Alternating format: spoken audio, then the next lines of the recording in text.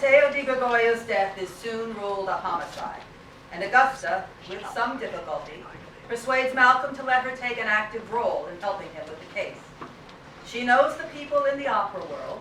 They trust her. She might be able to learn information he'd obtain with more difficulty. The primary suspect is a member of Matteo's entourage, a lovely Japanese girl who is his personal masseuse. Augusta learns that Matteo and a tenor she's performed with in the past have a bitter rivalry dating from their student days at the New England Conservatory of Music. She thinks it's more than likely that that singer, Ernst Friedrich, committed the murder. But they learn he was performing in the same opera, Carmen, on the same night, some 80 miles away, at a college near Lexington, Kentucky. When Malcolm goes back to the Neville and Hilton Hotel to question Sachiko Miyamoto again, he learns she's headed for the greater Cincinnati airport to fly home to Japan. Malcolm burst through the door into the suite's living room abruptly. "Sorry to interrupt, Augusta, we have to leave right now."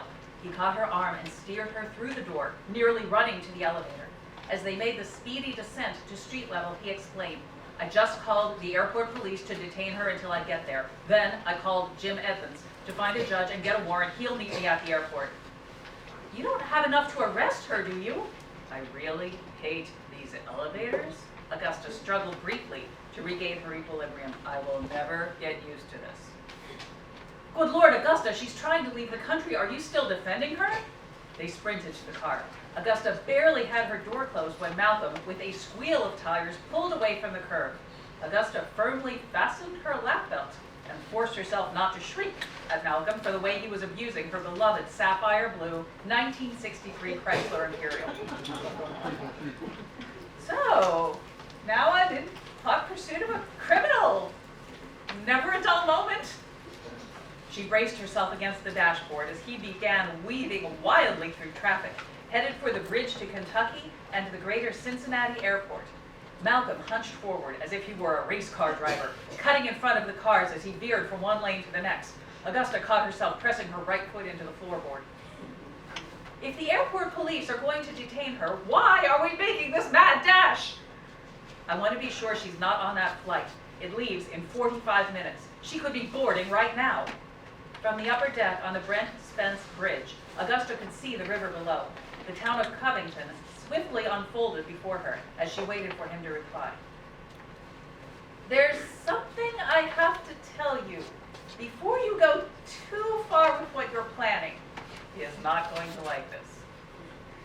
"Don't tell me you talked to those people. I do not want to hear that," he said through gritted teeth.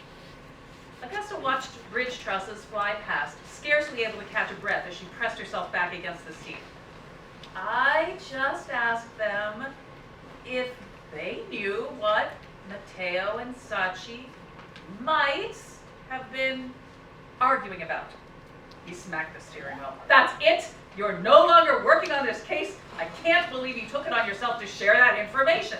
"You know, if you would calm down for a minute, I think they provided the answer to your question about the argument between Sachi and Matteo, or at least an answer to your question, something you can investigate."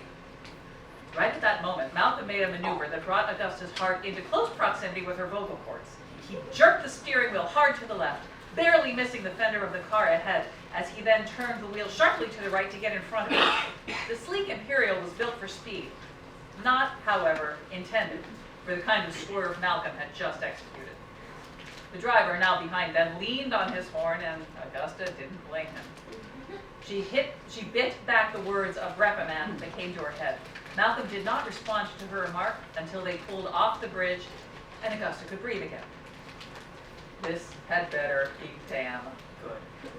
Malcolm passed several cars on the right, pulling partway onto the shoulder as he attempted to get past a slow-moving truck on the uphill grade just off the bridge.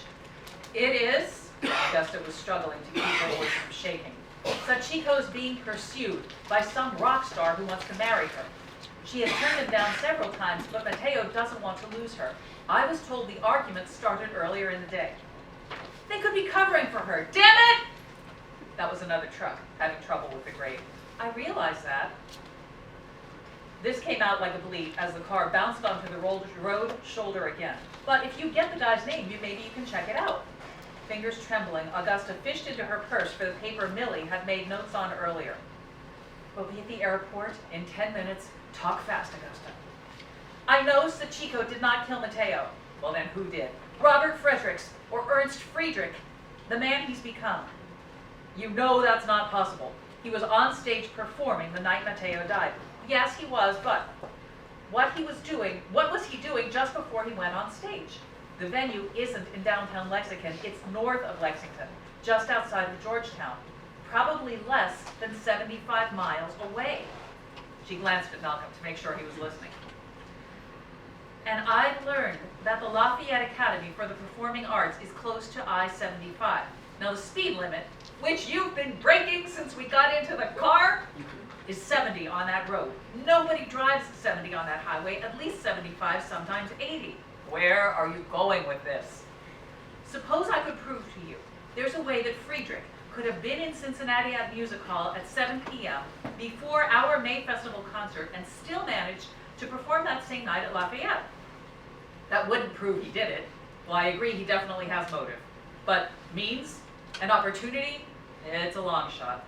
I know that. There are still a lot of missing puzzle pieces, but his motive, the things Beth told us about, of everyone involved, I believe he's your strongest suspect. They were approaching the airport entrance. Augusta took a deep breath. Can you give me 24 hours to come up with a solid theory as to how Friedrich might have killed Matteo? I honestly believe I can put it together. Malcolm remained quiet, giving Augusta a glimmer of hope. She knew he trusted her intuition. She had been right in the past. She had led him to a killer who would otherwise would have escaped justice. He pulled up in front of the terminal and prepared to show his badge to the attendant.